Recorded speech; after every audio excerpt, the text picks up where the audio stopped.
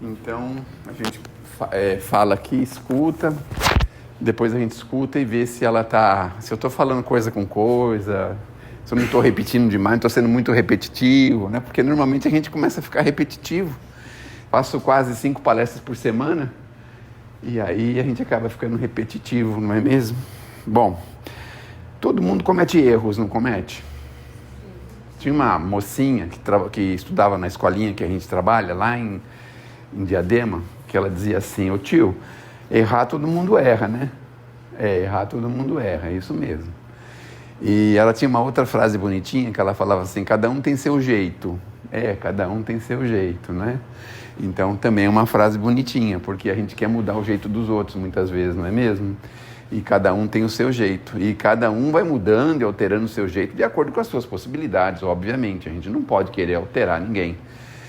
A gente pode querer se modificar, mas não pode exigir que as pessoas se modifiquem, não é mesmo?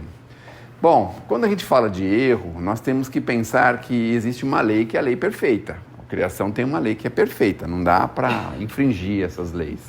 Quer dizer, dá para infringir, mas depois tem que reconstituir, tem que corrigir, tem que acertar com essas leis, não é? E o que a gente pode fazer de melhor para acertar com as leis? Seguir os preceitos que as leis mesmo nos mandam, que são 4, na verdade, 4 preceitos. Quais são os 4 preceitos? Então vamos entender, porque algumas pessoas às vezes pensam que basta mergulhar a cabeça numa bacia de água para ficar batizado e limpar-se dos pecados, dos erros, dos defeitos. Que basta a pessoa fazer uma peregrinação, subir uma escada de não sei quantos degraus de joelho, que ela resolve um problema e que está resolvido, e que ela está quites com as leis e com os seus próprios erros. Que basta a pessoa no último dia de vida ou dizer que está arrependido, que está resolvido o problema. Então tem uma série de superstições e uma série de informações que são absolutamente assim, fantasias da cabeça da gente. Porque se a gente for buscar a lógica, a gente vai entender o seguinte: como que pode uma pessoa chegar no final da vida, pedir perdão e resolver todo o problema? Cadê as leis? Como é que funcionam essas leis? Sendo que algumas pessoas passam muitas vezes a vida inteira em dificuldade, em sofrimento, fazem força para cumprir as suas próprias obrigações direitinho, e a outra vive de qualquer jeito, aí chega no último dia, pede lá a sua absolvição e está tudo certo. Então, foge um pouquinho da lógica isso, né? Mas aí o Kardec precisou ouvir, e o Kardec então trouxe para a gente esses 4 preceitos que estão espalhados na codificação. Não estão muito fáceis de serem encontrados, estão espalhados. Porque o nosso objetivo também, como espíritas que somos, não é apenas e tão somente conhecer as obras espíritas, mas fazer, interligar esse grande quebra-cabeça que os espíritos trouxeram. Então, por exemplo, você vai encontrar numa pergunta um dos preceitos de correção dos nossos defeitos. Aí você vai encontrar numa outra obra da codificação um outro preceito, um segundo preceito. Aí você vai juntando e formando esse pequeno quebra-cabeça que os espíritos deixam para a gente, que é justamente para a gente aprender a refletir. Então nós não estamos aqui naquela condição de aprendermos, não é, decorarmos fórmulas básicas e depois executarmos essas fórmulas. Nós temos que refletir a respeito, nós temos que fazer as coisas com convicção. Então, eu levei mais ou menos uns 20, 25 anos para entender esses 4 preceitos, que agora eu vou passar para vocês aqui em 5 minutos. Vê se isso é justo, né? Não é mesmo? 20 anos aprendendo isso, agora eu vou em 5 minutos passar aqui para vocês. Veja só que coisa, né?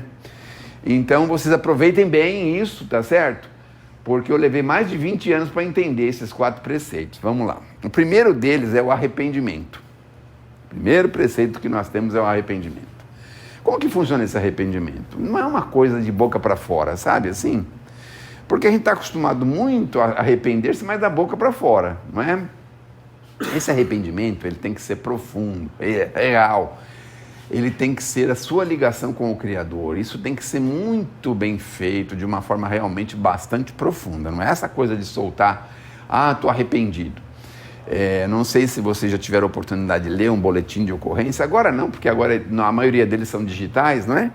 Mas no boletim de ocorrência, quando uma pessoa lia lá a ocorrência, por exemplo, tinha uma pessoa que tinha cometido lá alguma coisa, alguma infração de lei, algum crime, alguma coisa. E aí eles tomavam por nota lá, tomavam o depoimento desse infeliz, e aí já tinha impresso no boletim de ocorrência um negócio assim, entre parênteses, estava dizendo assim, está arrependido dos crimes que praticou. Então o escrevente ia lá e colocava um X ali. Quer dizer, falava que o moço que fez o crime estava arrependido do crime que praticou. E não obstante ele já está voltando pela 10ª vez pelo mesmo crime, né? Ele já ainda estava arrependido pelo crime que ele tinha praticado, não é?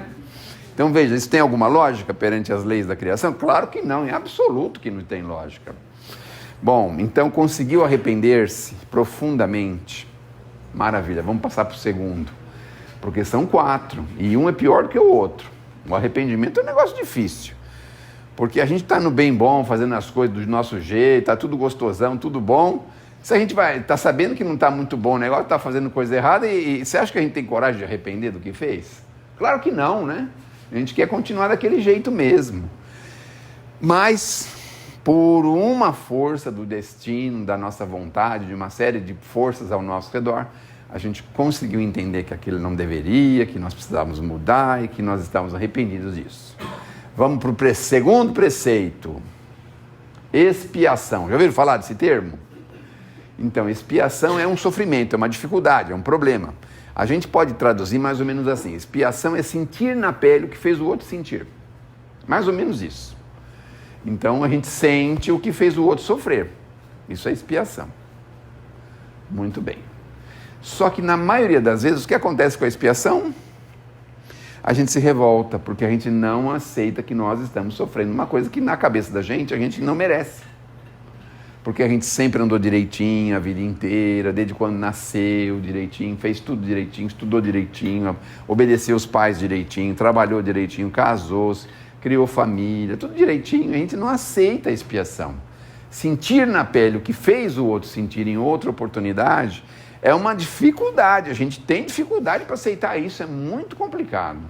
A maioria das pessoas estão estão revoltadas com isso. Você vai no hospital, por exemplo, lá metade do hospital, metade dos pacientes estão revoltados com a doença, com a dor. Eles acham que não mereciam aquele câncer, aquela dificuldade, não mereciam de jeito nenhum. Eles acham que não, que aquilo é uma coisa, sei lá, por sorte, por azar, não conseguem entender por que eles estão vivendo aquilo. E a gente também não consegue entender, né? Por que a gente faz as coisas tudo direitinho e quem prospera é o nosso vizinho, está sempre de carro novo, viajando para o exterior, indo e voltando, reformando a casa, comprando equipamento de eletrodoméstico e não sei o quê. A gente fica pensando, meu Deus do céu, eu faço tudo certinho. E ele não faz tudo errado e dá tudo certo. Eu faço tudo certo e dá tudo errado. Vamos relaxar um pouco essa conversa. Eu tinha um conhecido, quer dizer, um amigo meu tinha um conhecido, a gente não pode falar mais coisa pessoal da gente. Então eu tinha um amigo meu que ele tinha um conhecido que ele tinha um conceito que era interessante, que era o seguinte. Ele falava que os políticos fazem as coisas tudo errado e no final dá tudo certo. E ele não se conformava, porque ele fazia as coisas tudo certo e no final dava tudo errado. Mas que coisa, não? Veja só que coisa interessante, não é? Mas eu vou contar um segredo para vocês. Quando a coisa está dando muito certo, a gente precisa desconfiar, viu? Tem alguma coisa que não está certa, está errada. Porque se a gente não tiver uma dificuldadezinha, uma coisa... Ah, nossa saúde perfeita. Se a gente tiver com a saúde perfeita, a gente estaria sentado aqui? A maioria de nós não, né? A maioria de nós estava na pizzaria, na churrascaria, agora estava indo para Santos, que esquentou, né? A maioria de nós estava fazendo essas coisas aí, sei lá, sentado na frente de uma casa, de um estabelecimento comercial, envolvidos com cevadas e outros afins, não é?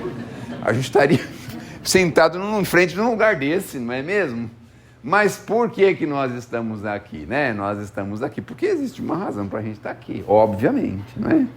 Bom, então a gente arrependeu e nós estamos vivendo a expiação. Muitas pessoas passam pela expiação resignados. confiantes, tranquilos, sem maiores problemas. Eles passam pela expiação assim. Eles conseguem aceitar e entender de que se ele está vivendo aquele drama, é sinal de que existe alguma ligação com ele. Porque a gente não vive nada que não tenha alguma ligação com a gente. Nada acontece por acaso. Todo mundo já ouviu falar isso. Tudo existe uma razão para acontecer. Tá, mas a pessoa saiu aí que nem um doido no meio da rua e acabou causando problema para os outros e para ela e tudo. Tudo bem, pode acontecer da pessoa perder a cabeça, fazer alguma coisa nesse sentido. Mas a maior parte das coisas que estão com a gente fazem parte do nosso dia a dia, precisam fazer parte. A aproximação de pessoas indesejadas, ou a maioria das vezes a aproximação de pessoas muito desejadas por nós, muito felizes para nós. Isso está associado a nós, e não é só agora, também é o passado, não é? Porque a gente tem a antipatia e tem simpatias. Muito bem. Situações, problemas de saúde orgânicos. Problemas orgânicos é uma coisa muito interessante. Às vezes a gente sempre se alimentou direitinho como um mando figurino. Esse termo como mando figurino é antigo, não é? É bastante antigo, né? Eu aprendi isso com a minha avó, acho, ou com a minha mãe, com a minha avó, não sei. E aí a gente está fazendo as coisas como um mando figurino, mesmo assim a nossa saúde atrapalha, tem problema. E aí você pensa, meu Deus do céu, se eu não tivesse comido aquela azeitoninha, não teria me dado um reverso no estômago, e não teria feito aquele exame de endoscopia, e não teria descoberto que eu tenho uma úlcera gástrica, ou sei lá, suporada, sei lá como é que chama isso, e não estaria ter que fazer a operação que eu tive que fazer e me recuperar, por mais de 5 anos me recuperando dessa cirurgia. Então, por causa de uma azeitona, a gente pensa que foi a azeitona o problema da gente. Olha só, olha como que nós somos. E na verdade não é, nós temos um problema de saúde porque nós mesmos criamos para nós isso. Nós construímos isso para nós. Não é uma coisa que veio, caiu do céu para a gente, de graça. Mas vamos seguir em frente, passamos pela expiação. Chega, né? Pelo amor de Deus, expiação aborrece a gente, né? Vamos passar para frente, vamos para a prova. Terceira etapa, prova. Chegou na hora da prova. O que é a prova? A prova é a gente estar diante de uma situação que nós já erramos, só que agora você tem a opção de errar ou não errar. Aí nós estamos diante de uma prova. Então, aqui na Terra, a maioria de nós, a gente erra de novo. Uma prova. É que nem aqueles presos que estão lá, encarcerados, e aí você fala, você gosta da cadeia? Não, não gosto. Quantas vezes você já veio para cá? 10? E por quê? Porque na hora da prova ela não consegue vencer. Não consegue. A questão do dinheiro fácil, das facilidades, sei lá, do glamour, não sei, do estresse, da adrenalina, não sei. Então, a gente chega na prova. E aí a prova a gente está diante do mesmo problema, na mesma situação, e aí a gente pode fazer a coisa errada ou não fazer. A maioria de nós faz, mas muitos não fazem. Aí passou para a quarta e última etapa. Olha só. Então vamos repetir. Arrependimento. Qual que era a outra mesmo? Prova. Estamos na terceira. Passou pela prova. Ufa, que bom. Ainda bem. Agora estou sossegado? Precisa da quarta e última. Qual que é a quarta e última? Reparação do dano. Esses ladrão que andam na rua, eles pensam em reparação do dano? Já pensou? Esses que têm uma ficha corrida aí de não sei quantos metros, quanta reparação de dano eles têm que fazer? Olha só. A gente já tem uma ficha grande e nossos pecadinhos, nossos criminhos são tudo pequenininho, não está nem no Código Penal, mas nós vamos ter que reparar todas essas coisas, né? Aquela palavra mal colocada, maledicência, falou mal que não devia, falou mentira do outro, essas coisas a gente vai ter que corrigir tudo. Olha só, reparar o dano. E para essa história nós temos um paralelo que é interessante. Tem uma historinha de um pai com um filho, que o filho tinha aquele vício de pintar os muros, pichar. Essas coisas que esses meninos fazem, que a gente nem entende nada, mas fica uma coisa horrorosa, feia, né? E o pai falando, não faz isso é muito ruim, as pessoas trabalham, têm o seu dinheiro, gostam de deixar sua casa limpa, seu muro limpo, e você vai lá e faz isso. E falando, e falando. Alguém conhece essa história? Não? Já falei isso aqui alguma vez? Não. Eu contratei umas pessoas para falar que eu não falei, entendeu? Que aí dá mais força, né, para aquilo que a gente está falando aqui. E aí, pai falando, não faça isso. Aí um dia, esses são meio ousadinhos, ele subiu longe numa empresa lá, bem alto, lá e estava pichando lá no alto, de repente caiu de lá. Caiu, bateu a perna no chão, quebrou em 3, 4 lugares. Foi para o hospital, pôs aqueles pinos, aqueles ferros, aquelas coisas. Num momento frio do inverno, doendo para chuchu, que estava frio, aqueles pinos, com a pernona esticada, não tinha posição para dormir, terrível. Aí o pai foi visitar ele. Aí ele falou para o pai assim, bom pai, eu sei que eu errei, estou consciente, está tudo certo, só que graças a Deus agora eu paguei o que eu devia, né? Pagou? Ele falou, pagou? Porque as pessoas têm essa ideia, né? Por exemplo, o preso, ele acha que está pagando alguma coisa lá na cadeia. Vocês acreditam nisso? Acha que está pagando. Ele não sabe desses quatro episódios. Eu tenho que ir lá para falar para eles. Eu falo para alguns, mas só tem meia dúzia no meu que falam comigo lá, o resto não fala. Então, só meia dúzia fica sabendo cada semana, não mais, né? Então ele estava falando assim, bom, agora eu paguei porque eu estou todo estrupiado aqui, minha perna toda machucada, com esses ferros aqui, com essas coisas, doendo para chuchu, não consigo dormir, tenho sono, é um frio, arde, dói, não sei o que e tal. Eu, graças a Deus, já paguei, né, pai? Aí o pai falou para ele assim, ai, meu filho, eu lamento te dizer isso, viu? Mas você não pagou nada ainda. Ai, mas ele ficou tão bravinho, mas tão bravinho. Como que eu não paguei nada? E esse sofrimento todo não serve para nada? Não é assim que a gente faz também? Quando a gente está sofrendo, a gente acha que está pagando, né? Pagando alguma coisa, algum erro que cometeu, né? Estou sofrendo, estou pagando. Você não está nem na reparação do dano ainda, como está pagando. Mas, convenhamos, isso não é muito consolador, né? Essas conversas nossas de hoje não é consoladora, né? Porque a gente vai sair daqui com a pulga atrás da orelha, né? Isso também é uma expressão antiga, né? A pulga atrás da orelha também é bem antiga. E aí o pai falou, infelizmente você não está pagando nada. Ele ficou bravinho, quis espernear, ficou bravo. Mas por quê? Ele ainda teve um pouco de consciência para perguntar por que ele não estava pagando. Aí o pai respondeu simplesmente o seguinte, sabe por quê, meu filho? Porque os muros que você sujou, continuam eles todos lá sujos. Olha só. O que ele tinha que fazer? Tinha que se curar direitinho, ia lá, tocava a campainha. Essa casa da senhora, né? Então, sabe quem pichou tudo isso aí? Fui eu, viu? Só que eu vou fazer o possível para comprar uma tinta e repintar da cor mais perto possível que tem aqui. Eu vou acertar isso para a senhora, vou deixar isso em ordem como era antes. Imagine que ponto que nós íamos chegar. Já pensaram se a gente conseguir chegar nesse ponto de reparação do dano? Aí você fala isso lá com as presas e com os presos, especialmente os meninos. Fala assim, você pergunta, você acha que é fácil? Você fala, isso daí é fácil, só tocar lá e falar que você vai levar uma tinta e pintar. Eu falei assim, se você botou uma arma na cabeça de uma pessoa e roubou o carro dela, aí você vai lá, toca na casa da pessoa, sabe aquele carro que você perdeu e tal, assim?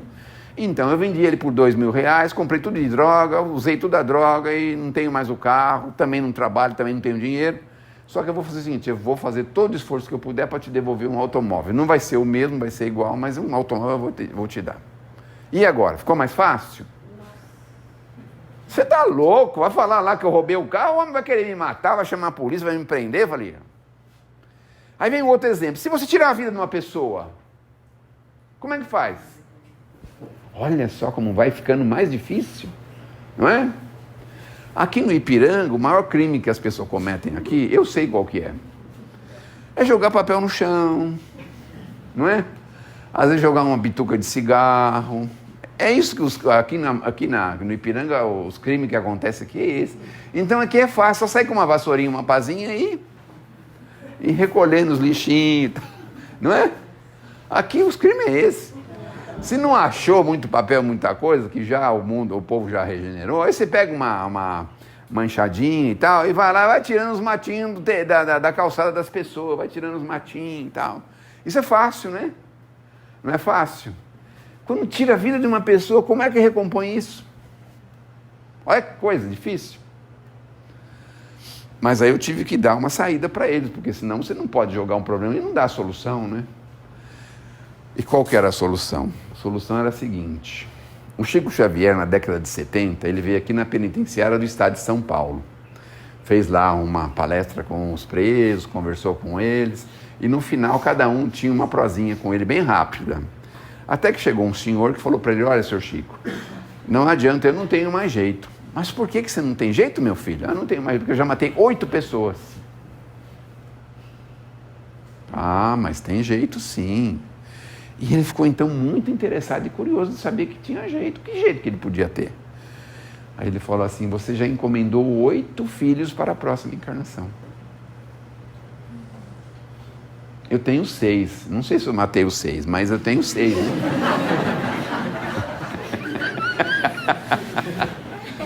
Mas ele encomendou 8. Imagina só, encomendou 8. Por quê? Para levantar, para erguer, para sustentar, para ajudar, para favorecer. É isso que a gente tem que fazer quando a gente tira a oportunidade de vida de uma pessoa. Você tem que vir para isso. Por isso que é a maior lógica que a gente pode ter é a lei da reencarnação. Porque senão esse senhor não teria mais jeito. Então, as leis de Deus são leis de amor, de oportunidades. A gente renova as oportunidades. É muito provável que nós estamos numa oportunidade renovada aqui para resolver algumas questões assim, mais difíceis do passado. Do tipo assim, uma questão que você tem com o seu genro, por exemplo, que virou a cabeça da sua filha.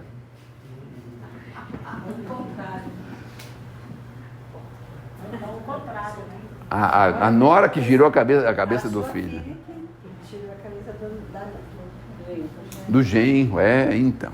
E chegou lá para almoçar em casa e de repente sua filha fala: escuta, pai, quanto que vale a nossa casa? A primeira coisa que ela pergunta, nunca perguntou isso, pergunta quando arruma um namorado. Olha só. Olha só. Aconteceu comigo, com um amigo meu.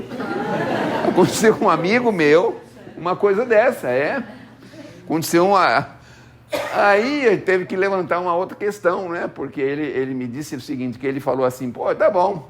Aí a gente vende a casa, divide e vou morar com quem? Como ele tinha filho pequenininho, o menor falou assim: você vai morar comigo, pai? Aí eu falei assim: tá bom, continua com a mão levantada que eu vou tirar uma fotografia, vou tomar por termo, vou pegar as testemunhas que tem aqui. Não é? Que é para a gente saber, né, que no futuro tem como provar que você, de livre e espontânea vontade, se declarou que ia ficar com você. Não é? Então, a reparação do dano é a oportunidade que nós temos. Só que agora, nós temos um atalho. Para esse atalho, eu levei mais 10 anos. Para entender como que era esse atalho. Porque senão você vai ter que passar pelo arrependimento, expiação, prova e a reparação do dano. Olha, quanta coisa, né? Alguns de nós estamos vivendo a reparação do dano agora. Não tem uma pessoa que só paga as coisas? Tudo que acontece ele paga. O carro do genro quebrou, ele vai lá, ele que paga. Não é? Caiu o poste em cima do muro, mas em cima do muro a parte do vizinho, é ele que vai lá e paga. Não é? Não tem umas pessoas que estão vivendo isso, não é? Então, a gente pode estar numa encarnação de reparação do dano. O Chico tem uma história muito interessante a esse respeito, de um senhor que foi um contador, e um belo dia ele saiu do trabalho, e quando voltou no dia seguinte, o escritório dele estava tudo revirado, tudo quebrado, tudo roubado, as coisas mais importantes dele, tudo quebrado, revirado, aquela bagunça. Ele ficou tão aborrecido, tão decaído com isso, tão chateado. Porque convenhamos, né, uma situação dessa, a gente se sente assim agredido, nem mesmo que a gente não tenha visto, né, uma coisa de privacidade da gente, uma coisa, a gente fica aborrecido com isso, muito aborrecido. Eu sei que ele foi falar com o Chico escutou ele falar, falou tudo e tal. Aí o Chico só falou assim para ele: nossa, meu irmão, como é bom quando a gente já está podendo pagar, né? Quer dizer, está na última fase. na reparação do dano. Olha só. Quando a gente já está podendo pagar, resolver essas coisas. Então, se a gente está pagando, fazendo coisas assim, não fiquem tão incomodados, tão aborrecidos com isso. Continue, se é possível, se você tem condição, se você pode, continua, faz as coisas, favorece, auxilia. Cuida das pessoas e das coisas como se fossem os seus irmãos, nossos irmãos. Não querer o mal de ninguém, pelo contrário. Qualquer coisa que a gente possa perceber que causou prejuízo para alguém, a gente vai lá e repara imediatamente, corrige imediatamente. Essa é uma atitude cristã que nós estamos aprendendo. Bom, então, querem saber do atalho? É melhor deixar para a próxima vez, que agora eu volto o ano que vem, né? Hoje mesmo. Vamos falar do atalho, então. Por exemplo, se a gente sair daqui com a ideia de chegar em Belo Horizonte, só que em vez da gente pegar a Fernão Dias, a gente pega a Dutra direto. Com 500 quilômetros a gente vai chegar onde? No Rio de Janeiro. Aí você andou 500 quilômetros. Aí você fala, meu Deus do céu, não tem nada a ver com Minas Gerais, isso aqui, Belo Horizonte, isso aqui está parecendo o Rio de Janeiro. Aí você para no posto e fala, escuta, que cidade é essa aí? Aqui é o Rio de Janeiro, meu irmão.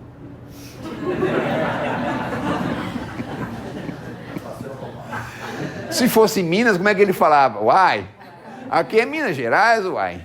Tem um pãozinho de queijo quentinho saindo ali. E aí você pensa, e agora? Como é que eu vou corrigir isso? Bom, de uma forma bem grosseira, era assim, a gente tem que voltar para trás e entrar na Fernão Dias. Tem que voltar tudo, começar tudo de novo, não é mesmo? Ou seja, uma nova encarnação.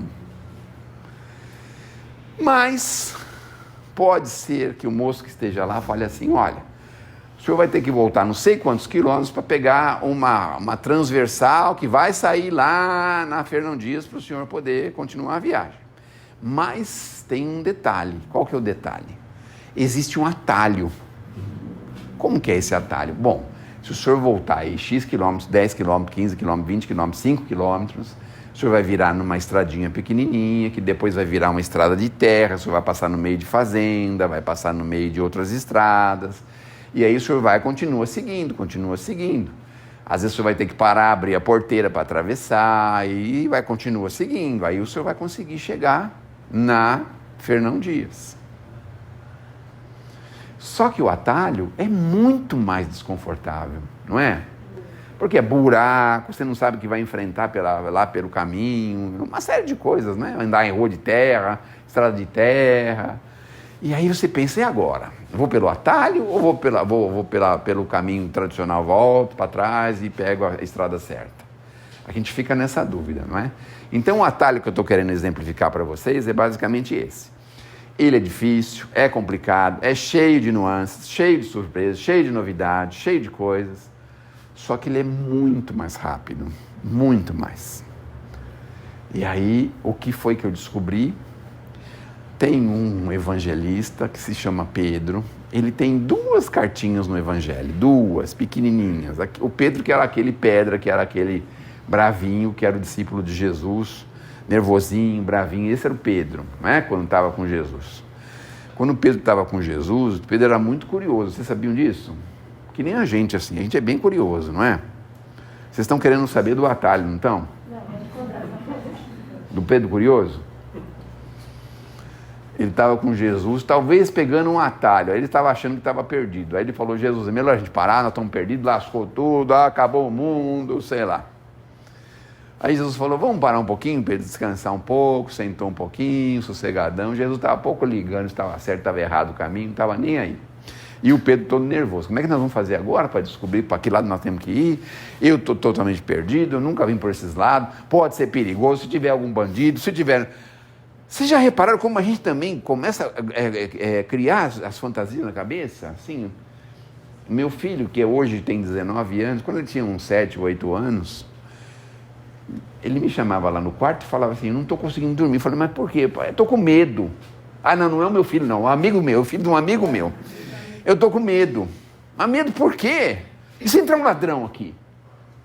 Falei assim, pode ser, não é? Pode acontecer de entrar um ladrão. Mas pensa junto com o pai. A gente mora num condomínio que tem 12 prédios, então tem uma portaria central e uma portaria do nosso prédio. Então o ladrão tem que vencer esses 2 obstáculos. Tá certo.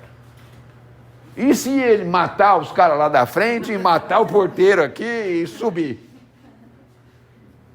Olha como que a gente começa a pensar as coisas, não tem limite, né? A gente é assim, né? Bom, se acontecer isso, pode acontecer, óbvio que pode acontecer, não é? Só que no nosso prédio tem mais de 100 apartamentos. Por que ele ia escolher justamente o nosso? Se fosse o inimigo seu, os amigos seus lá da cadeia.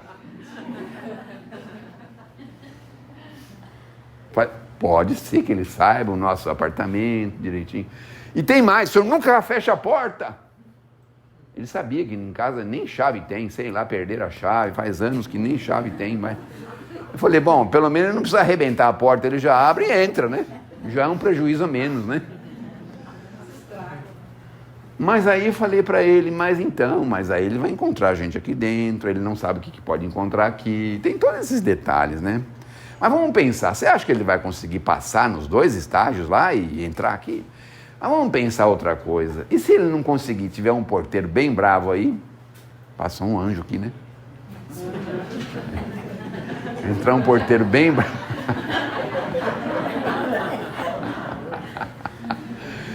Tiver um porteiro bem bravo aqui, expulsar ele, aí ele dá meia volta. E se ele subir pelas paredes de fora? Entrar pela janela? Nossa, pode acontecer isso sim, mas a gente mora no 14º andar, amor. Será que ele vai conseguir subir? Será que é o Homem-Aranha? Porque tem que ser muito macho para subir 14 andar por fora à noite, né? A janela da sala está sempre aberta. Eu falei, é verdade, pode ser que ele pule na janela da sala. Mas veja como é o poder da nossa imaginação. Agora vamos colocar numa mãe que está com o filho na rua na madrugada, no sábado para o domingo. Aí você acorda 2 horas da manhã e vai lá no quarto dele, está tudo sério, não tem nada lá, está tudo vazio. Aí você fala, meu Deus, 2 horas da manhã, eu vou ligar para ele. Aí você liga para ele e o telefone não toca, nem chega a tocar. Meu Deus do céu. Ele foi sequestrado, jogaram o telefone dele fora. Ele deve estar indo a caminho do Rio de Janeiro agora, num carro super veloz. Olha a cabeça da gente, olha só como é que é. Aí toca o telefone, meu Deus, é pedido de resgate, só pode ser, meu Deus do céu. Olha a cabeça da gente. Então a gente já fica imaginando que ele foi sequestrado, que roubou o telefone dele, que não sei, que está a caminho não sei de onde. Aí você já começa a orar, fala, Senhor, que não faça nenhum mal para ele, nem não judiem dele. A gente começa a já fazer isso. Olha só, cabeça de uma mãe como que vai, né? Aí o bonitão chega lá às 6 horas da manhã, 7 horas da manhã. Não é que nem antigamente que a gente chegava a essa hora, os cabelos brancos aí sabem disso. Mas por quê? Porque no último ônibus, a gente perdia o último ônibus. E aí tinha que esperar o primeiro ônibus do dia, que era por perto de 5 horas da manhã, 5:30 da manhã. Aí você ficava sentado lá no ponto, zoando com os amigos, tirando sal, chamando um de feio, outro de gordo, essas coisas. Olha a cabeça da mãe. Aí ele chega lá, eu liguei para você. Mãe, acabou minha bateria, mãe. Olha quanta solução fácil, né? Mas o que aconteceu? Por que você chegou agora? Eu fui levar alguns amigos em casa, eles estavam sem carro. E você quer matar sua mãe? Você não vale nada. Olha, o dia que a sua mãe morrer, eu não sei o que vai acontecer com vocês. Ela já começa assim. Olha a cabeça dela, como que é, né? Então a gente sempre pensa essas coisas assim. Mas aí vamos voltar para o atalho, certo? O Pedro, estava falando do Pedro, né? Aí o Pedro estava cheio de pessimismo, lascado, Jesus sentadão lá, sossegadão, esticou os pernão lá na areia, uma noitinha fresca, gostoso, né? Aí o que acontece? Ele fala, como é que nós vamos sair dessa? Falou, Pedro, pergunta para alguém que vai passar aí alguma coisa. Aí, de repente vem um senhor lá, bem arrumado. Eu acho que ele vem com os pergaminhos embaixo do braço, que não pode falar da Bíblia, nem que ele vinha de terno, né? Porque naquele tempo eu acho que nem tinha terno, mas ele vinha bem arrumado com os pergaminhos embaixo do braço. Falou, Senhor, por caridade. Falou, escuta, quem é que me autoriza a falar com esses vagabundos no meio da rua? Mas ele ficou tão bravo, olhou para Jesus assim, ele se conteve, né? Porque ele olhou para Jesus, eu acho que ele pensou, se ele estiver dormindo, eu vou dar uma tunda nesse cara. Mas Jesus estava olhando, acordado, ele segurou a onda, né? Segurou a onda, mas ficou tão nervoso, foi lá bater no pé. Deixa eu ver uma coisa, como é que pode uma coisa dessa? Isso é uma coisa horrorosa, coisa terrível, coisa horrorosa. Como é que pode uma pessoa falar isso? Nem conhece a gente. Se soubesse quem é o Senhor, né, Jesus? E aquela coisa, calma, Pedro, está tudo bem. Daqui a pouco aparece outra pessoa. Aí veio uma moça, trazendo como é que chama aqui? Um vaso de água na cabeça, pesado para chuchu. O Pedro falou assim, eu não vou falar com ela não, porque se mais uma pessoa hoje me distratar, eu não sou dono de mim, eu não sei o que eu faço. Vai lá, Pedro, vai lá, Pedro. Aí pegou e foi. Aí ele foi falar com a moça, escuta moça, senhora, a gente precisava saber para que lado é a cidade que nós vamos. Ah, pois não, pegou o jarrão que ela estava na cabeça, pôs no chão, ele ajudou.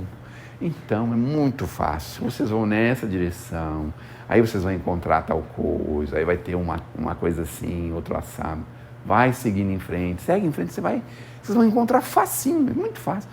Mas ele tratou o Pedro com tanto amor, com tanto carinho, com tanta assim, educação, que o Pedro ficou assim assombrado com aquilo, ficou assombrado. Ajudou ela a pôr o vaso, se despediram, foram embora, ai, graças a Deus, foram embora, foi embora a moça. Aí veio o Pedro lá, todo pimpão, todo feliz. E Jesus falou, e aí Pedro, o que foi que ela falou? Ela falou, ensinou o caminho, mas Jesus, mas que moça delicada, que moça educada. Começou a falar da moça para Jesus. Falou, que bom, não é? Bom, então vamos indo, né, Pedro? Pegaram e foram indo. No meio do caminho, o Pedro começa a falar assim, escuta, Senhor, o senhor não acha que ela merecia um presente do céu? Pedro, podemos pensar nisso. Daqui a pouco o Pedro de novo disse, Senhor, eu acho que ela merecia um presente do céu. Ficou insistindo tanto. Jesus falou, tá bom, ela vai ganhar um presente do céu, Pedro, tá bom. Aí anda mais um pouco e pensou assim, mas o que ela vai ganhar, Senhor, no céu? Ele ficou querendo saber o que ela podia ganhar, né? Ficou curioso. O que ela pode ganhar, Senhor? Calma, Pedro, está tudo bem, vamos seguindo. Aí segue mais um. Mas, Senhor, por misericórdia, fala para mim o que ela vai ganhar.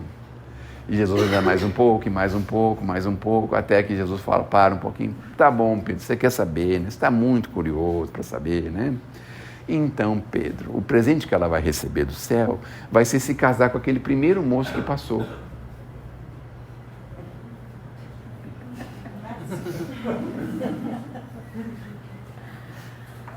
Ela foi se casar com ele, vai se casar com ele.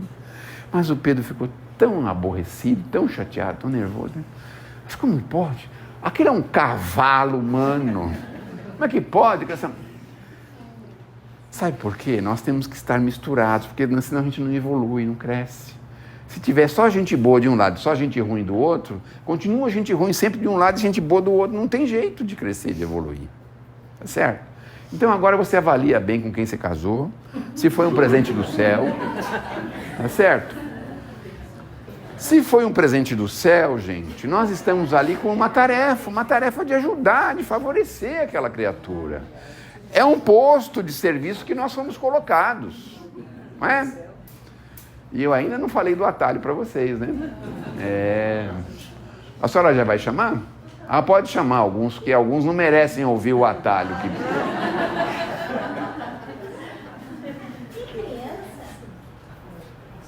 Hoje não tem criança. Tem uma criança. Eu quero saber o atalho, hein? Sim, pode voltar aí daqui a pouco.